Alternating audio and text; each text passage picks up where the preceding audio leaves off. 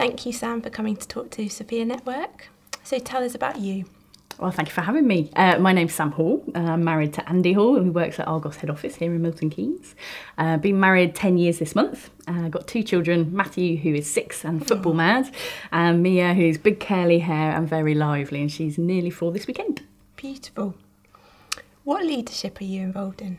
Well, I belong to Newport Pagnell Baptist Church and have done, nearly 20 years. Wow. So over that time, I've been both the young person going through Girls Brigade and then Amicus in teenage group, and then became a young leader on Girls Brigade camp and now lead that. Obviously, having children, I lead creche and been involved with leading MOPS, which is mums of preschoolers, which is brilliant. Brilliant.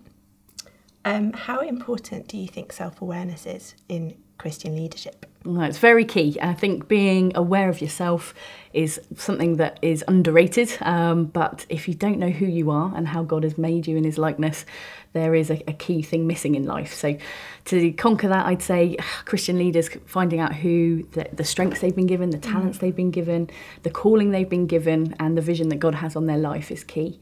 So spending time with God is fundamental to who I am, and just worshipping him, meeting him daily in prayer is key. So for Christian leaders, it is an important thing, and the thing that helped me in myself was learning who I was through my personality type. So the Myers-Briggs personality type helped, and that says I was an ESFP, so I'm definitely an extrovert. Yeah. And then using those skills, it made sense to say, right, I'll go into fundraising. So that's where I am, based at Scripps Union, doing a fundraising manager role. Awesome. So unpack the ESF, was it P? What do the other letters stand for? Yeah, so the E is basically extroversion, about where I get my energy. So I'm very much a people person, and I've recently done this again, and I am on the end of the scale of loving to be with people and get my energy.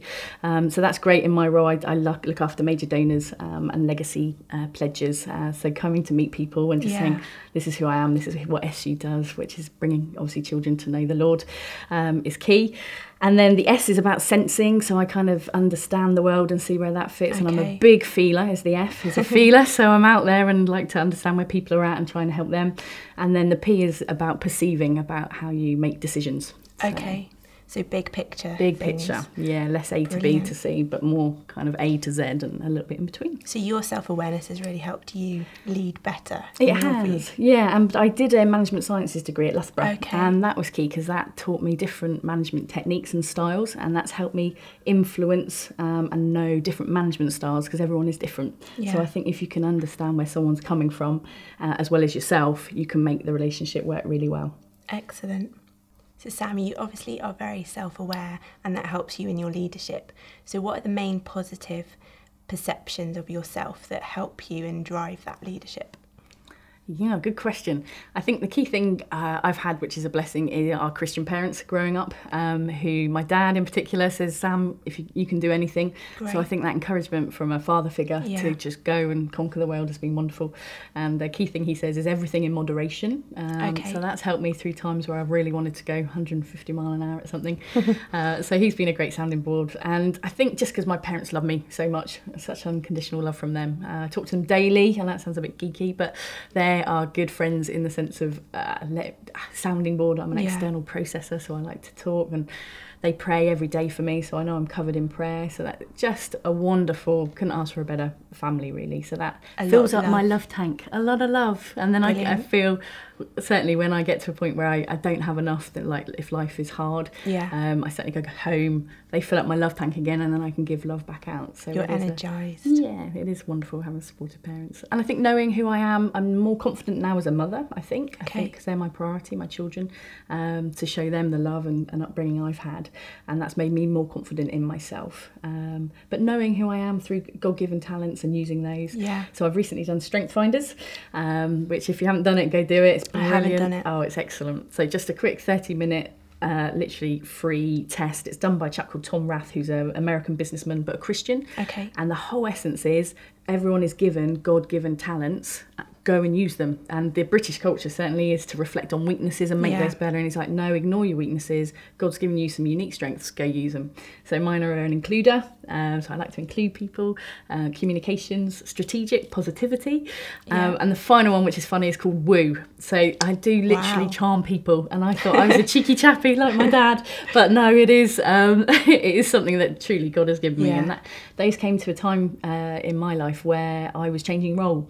And those affirmed to me that I was right to do major donor management and also legacies and trust management. Excellent. Yeah. You definitely know yourself. Thank you. What limiting self-perceptions do you struggle with, which affects your leadership? No, good question. I think as I've gone on and grown up, so to speak, I think from thinking I can do anything and now having responsibility of children, capacity management is a key perception that I think, gosh, you can do anything with time and money, but you just got to be wise with your choices. Okay. So prioritisation's key now. I'm aware that I can't do everything and need to focus on what I need to deliver and go from there. Other things, I suppose being a mum, my priority is them. So as a part-time worker, I also need to manage that balancing act, and it is a balancing act of being 100% at work and focused on that, and obviously raising the funds we need at SU to do the work we do. I think other limiting things, I suppose as a woman, you naturally, and a young passionate woman, that's my style, and I'm very aware that it's not everyone's cup of tea, and I have to adapt my behaviour according to who I'm talking to the audience. And certainly obviously older males don't like it in particular at times, and that comes from a place, I think, of just having respect for them, and I do respect authority, and I've been taught traditionally to obviously not challenge it. So there is a tension there, certainly with my business head and my church head on, where if you disagree with things, my natural self is to speak up for others. So there's a balance there about modifying my beliefs and behaviour to what the situation is. So I've learnt that over time. But it's not a wrong thing being a passionate woman. You just have to learn how to communicate with, say, those that don't quite understand it at first. Is that what you're saying? Yeah, and it's style. I've learnt recently, I went on a major donor masterclass, and there's certain types of leaders. There's big vision pathfinders, they're called. There are ones who are a bit more about facts and figures, and also then one that's certainly more about visual ways of leading. And just understanding those communication methods helped me go, okay, what is this person like that I'm talking to, be it a major donor or trust? What floats their boat? What's their heart? What's their passion for mission? And then make that, present to them in a style that they can accept. Brilliant. Yeah, it's good. Sam, do you have any favourite key Bible passages that help you? I do, yeah. I've been blessed, obviously, growing up in a Christian family and going to our church. And from a young age, we learnt Bible verses, which were great. And I'd say probably one of my limiting self-perceptions here at SU is I don't know my Bible enough. So I certainly don't feel an expert in it, but I'm conquering that by doing Bible study groups with my church and reading the Bible for a year, which is a great SU thing if you need to read your Bible. I suppose the ones that spring out to mind, obviously, when we're young, for God so loved the world that he gave his only son. So that's key. And that's probably resonated more again as my children have come into the world. And I think, gosh, how I would struggle to give up my child. And I think any mother would feel that. And it's amazing how God did that for us and save our sins. I suppose at age 16, I had a really bad motorbike accident and nearly lost my leg. So it was, quite a humbling time, and lots of love from church, and I didn't walk for 6 months, so it was a challenging time where I was quite cross with God, why do this to me? So there was a time where I came out of that, obviously through anger and what have you, but then had a real sense of him, of life, living life to the full, and that's stuck with me every day. So I kind of think if this is my last day, make it the best day, because you don't know when your time is and you're called home, but so my spirit is to live life to the full, which I think if anyone who knows me knows that is certainly the case. And then other ones recently, do not be afraid, for I am with you, and that's key. That one always comes to mind if I'm doubting myself and need to find God in it. And then fundraising obviously is my heart, and trying to get mission done so more children hear about Jesus. So the ask and ye shall receive is certainly one that regularly comes to mind, because it's that confidence to just go and ask, and people and the confidence if they say no or they say yes, and responding accordingly. So they're key ones that certainly sit with me. And SU's one is how will they hear unless someone tells them, and that's kind of the heartbeat of going out and doing the mission work that we do here at Scripture Union. Excellent.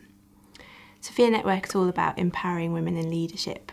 what would you want to say at this point to encourage younger women in leadership? I'd say go for it. I think everyone has a talent, and find out what your calling is and your vision, and just find a way of making it happen. I think that's when you feel fulfilled. Mine's obviously to be a mum, as well as using my brain and my talents for God and growing his kingdom. That's my heartbeat.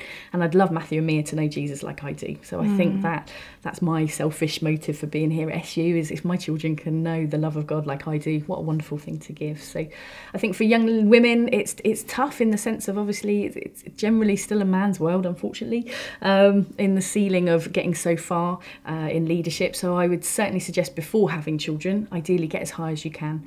So a good past mentor of mine, when I worked at World Vision, said, keep going, keep learning, and keep getting as high as you can, because before you have children, because it's easier to re-enter at that level than work your way up, because priorities do change. So I certainly, when people used to leave at 3:30 and I'd be like, why is she leaving so early, and she had to pick up her children, I would have been the judgmental one, and I know that's not fair.